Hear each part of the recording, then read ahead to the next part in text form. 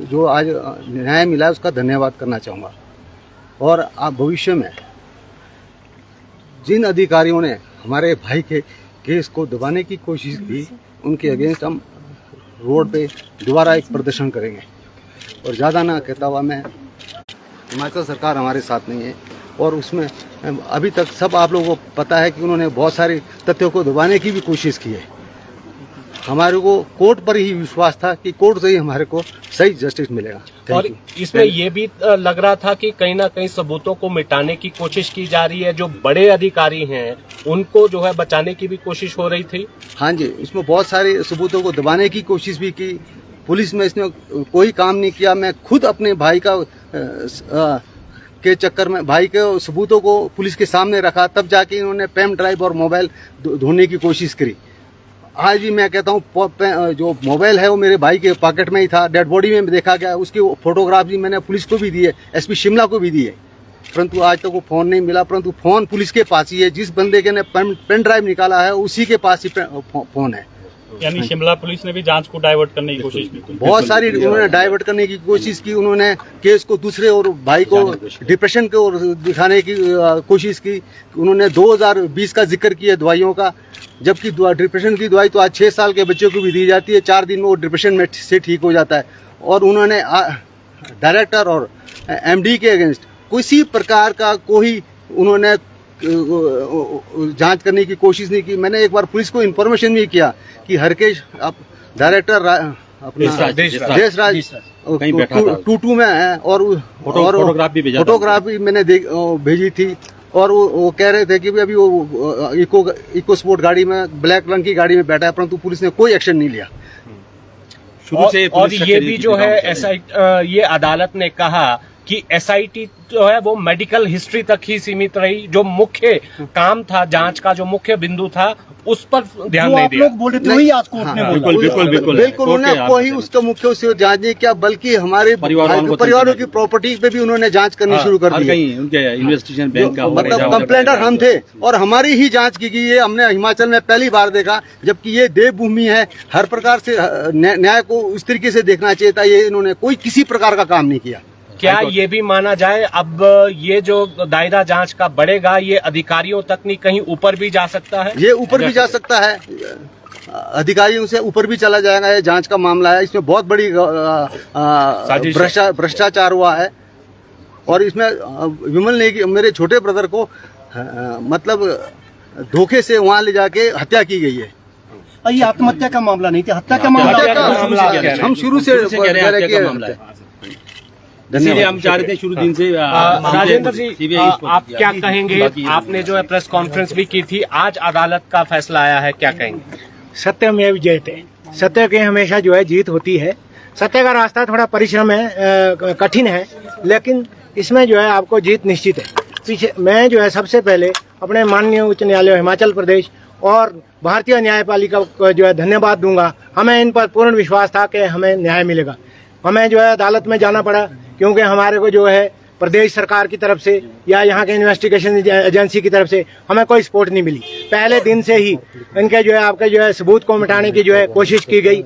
अभी आप जो है माननीय उच्च न्यायालय ने भी सारा जो है देखा, आपने क्या बोला। एसआईटी और आपके जो इनके जो उच्च जो अधिकारी हैं उनके बीच में ही तालमेल नहीं था और सबूत जो है मिटाए गए। उसके बाद जो है आप, हमें उम्मीद इसलिए नहीं थी कि आप डे 1 से देख सकते हैं कि माननीय मुख्यमंत्री जी को जब भी पूछा जाता था वो जो है नो कमेंट्स उस बात छोड़ देते थे। उसके बाद जो है कोई भी सरकार ने जो है हमारे को जो है नहीं कोई भी सपोर्ट किया, इसलिए हमें जो है इसमें जो है क्या कहता है उच्च न्यायालय में जाना पड़ा। और आज हमें बहुत ही जो है थोड़ा संतुष्टि मिली है। और आज ये तो अभी पहला कदम है। पिछले 2 महीने से जो हमें न्याय मिला है, स्वर्गीय श्री विमल नेगी का परिवार, उनकी धर्मपत्नी, बच्चे, उनकी जो है 83 वर्षीय बुजुर्ग माता, उनके भाई, हमारे पूरे रिश्तेदार, हमारी जो है 2 महीने से आंखें नहीं सूखी है। आंसू जो है दिन भर जो है हम इसी याद में। और आज हमें जो है माननीय न्यायालय ने हमारे जो आप फैसला दिया है, इससे हम जो है बहुत ही प्रसन्न हैं। और आगे भी हम आशा करते हैं कि जो इन्वेस्टिगेशन एजेंसी जो जहां भी ये केस आगे दिया गया है केंद्रीय एजेंसी को, उसमें जो हमें पूरा विश्वास है कि हमें न्याय मिलेगा। आपने सरकार का जिक्र किया, क्या लग रहा है सरकार बचाना चाह रही थी? जिस तरह से 2 नाम लगातार आ रहे हैं, देशराज और आप जो है पहले दिन से देखिए बचाने की कोशिश की जा रही है। हमारी जो है सुनवाई नहीं हो रही थी। आप देखिए पेन ड्राइव जो है अब कहाँ से मिला जी, और मोबाइल जो है अभी बोलते हैं जी वो स्टेट फॉरेंसिक लैब में। अब जब हमारी जो है पिछली पेशी हुई थी हाई कोर्ट में, हमें तो तब पता लगा कि भाई मोबाइल भी मिला है।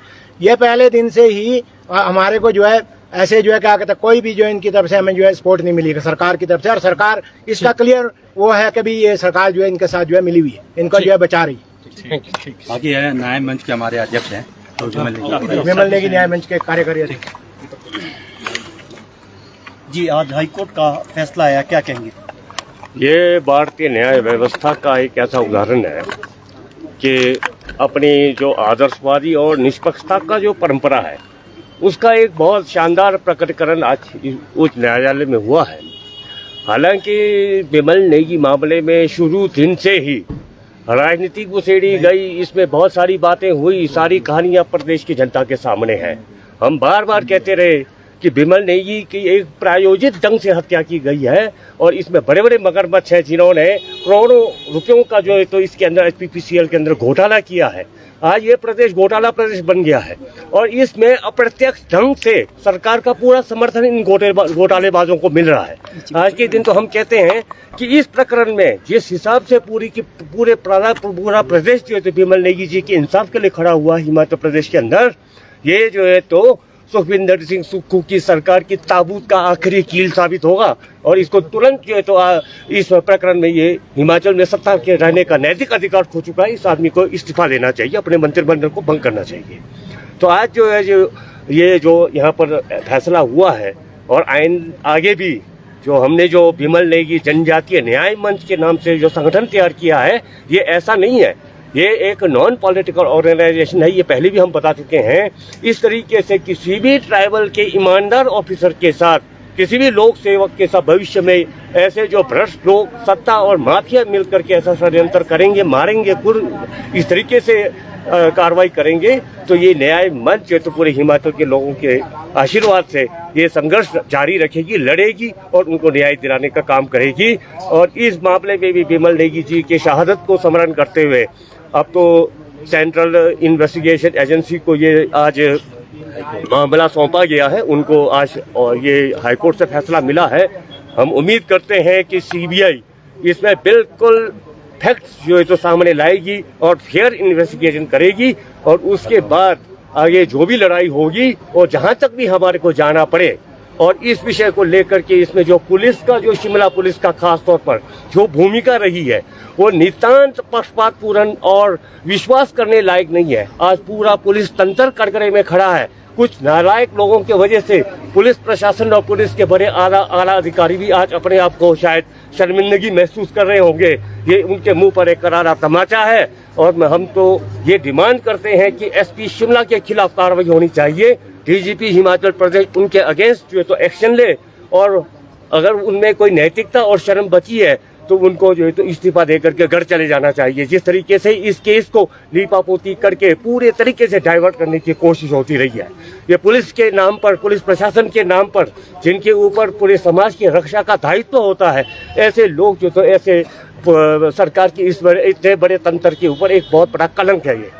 तो इसलिए हम पुलिस, जो हिमाचल प्रदेश पुलिस के ऊपर तो हम सब के ऊपर नहीं कहेंगे, खास तौर पर जो शिमला पुलिस का जो इस सारे मामले में जो भूमिका सामने आई है, पेन ड्राइव को छुपाना, मोबाइल को छुपाना, सब कुछ इनके पास बरामद होते हुए और बड़े तरीके से उस केस को जो है तो दबाने की कोशिश की गई और परोक्ष रूप से इसमें इस प्रदेश की जो सुखविंदर सिंह सुक्खू की जो सरकार है इसका पूरा समर्थन हासिल था।